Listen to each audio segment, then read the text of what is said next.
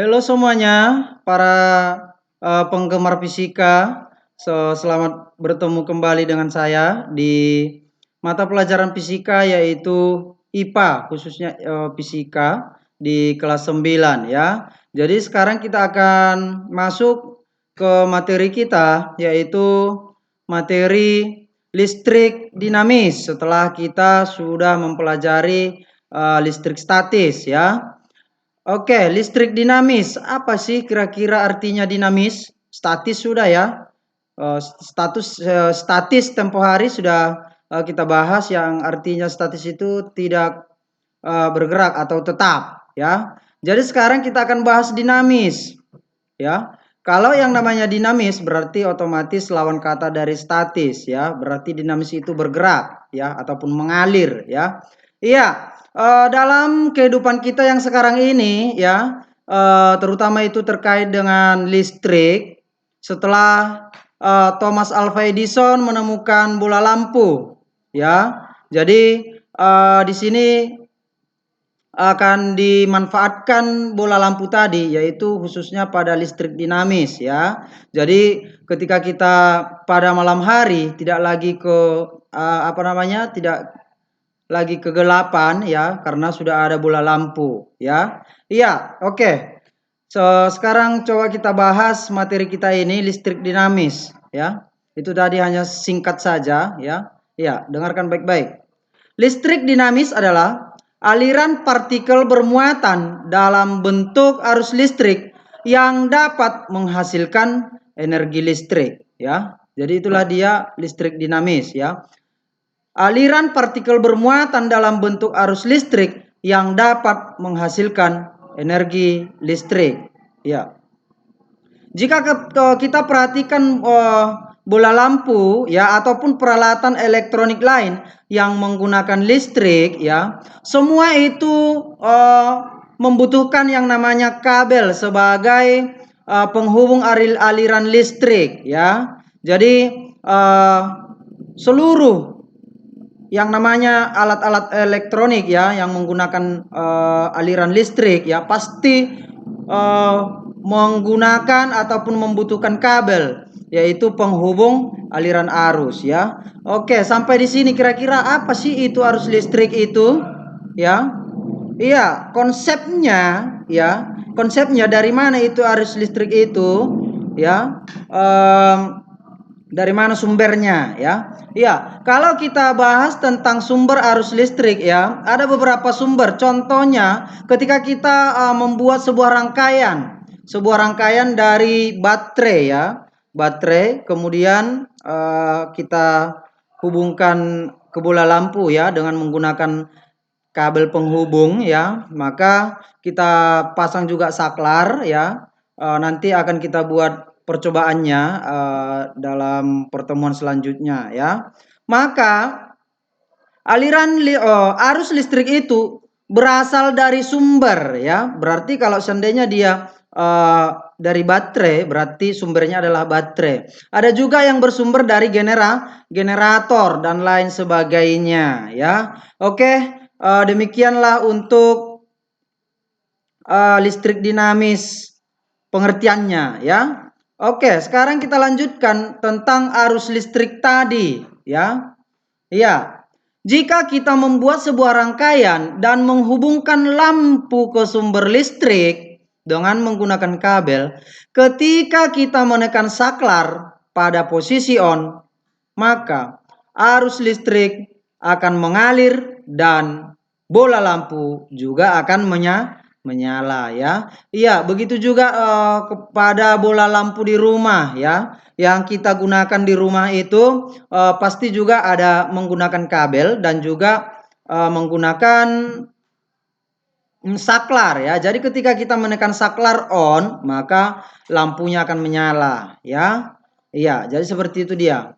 Arus listrik mengalir karena ujung-ujung rangkaian ada beda potensial listrik yang diberikan sumber tegangan. Kenapa dia bisa mengalir? Itu karena ujung-ujung rangkaian ada beda potensialnya. Nanti untuk beda potensial akan kita bahas juga pada pertemuan selanjutnya, ya. Iya, jadi arus listrik itu mengalir karena ujung rangkaian A ada beda potensial listrik yang diberikan oleh sumber tegangan, ya. Oke ya. Iya, sampai di sini bisa dipahami ya.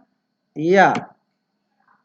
Ujung kawat penghantar yang memiliki banyak elektron atau terhubung dengan kutub negatif sumber dapat dikatakan memiliki potensial listrik yang rendah, ya. Jadi tolong ini disimak ya. Kawat penghantar yang memiliki banyak elektron berarti dia memiliki beda potensial yang rendah, ya.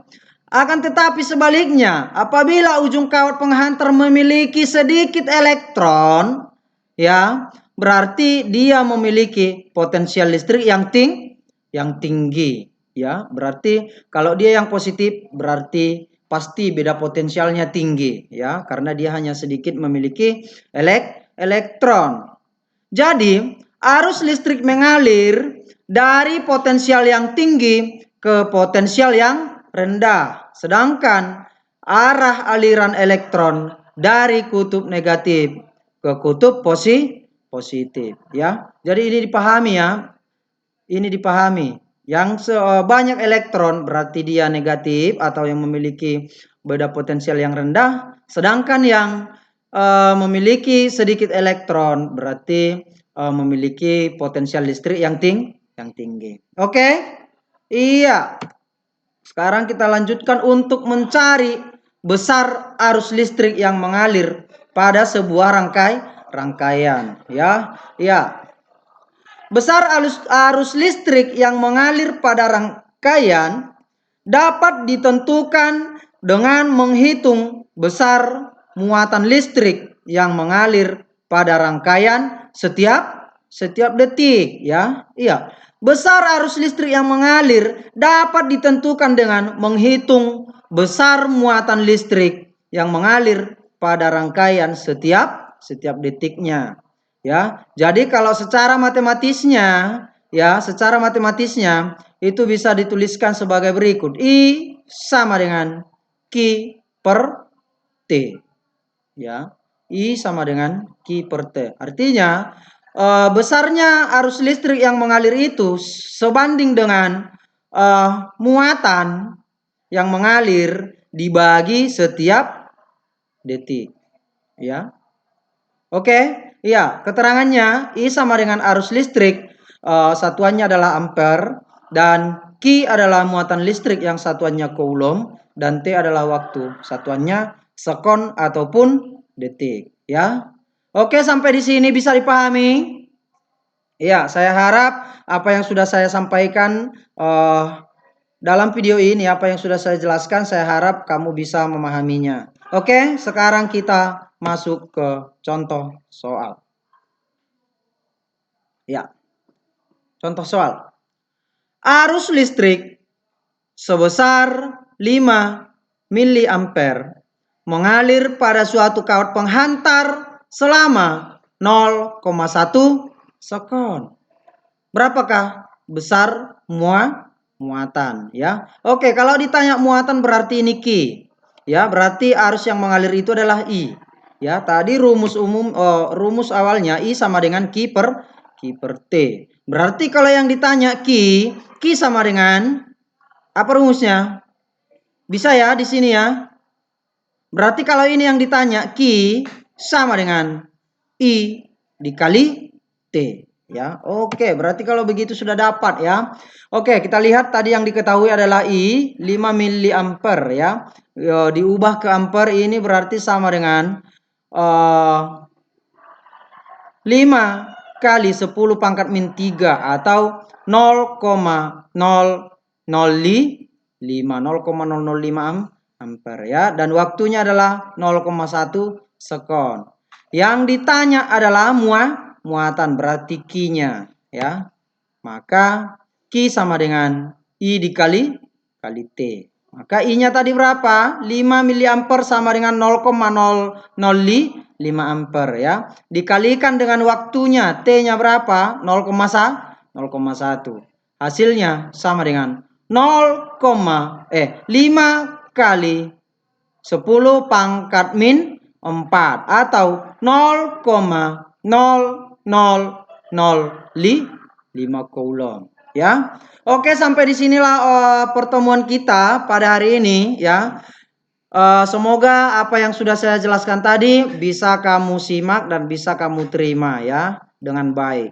Jadi tugas kamu adalah silahkan diringkas apa tadi yang sudah saya jelaskan dalam video ini dan hubungkan atau sangkut pautkan dengan buku paket yang sudah kamu terima, yang sudah kita bagikan ya. Jadi silahkan dihubungkan dengan buku paket ya. Jadi tambahi nanti materi yang sudah saya sampaikan ini, tambahi dengan yang ada di buku paket ya. Jadi hasilnya nanti kirimkan ke WA pribadi saya. Oke?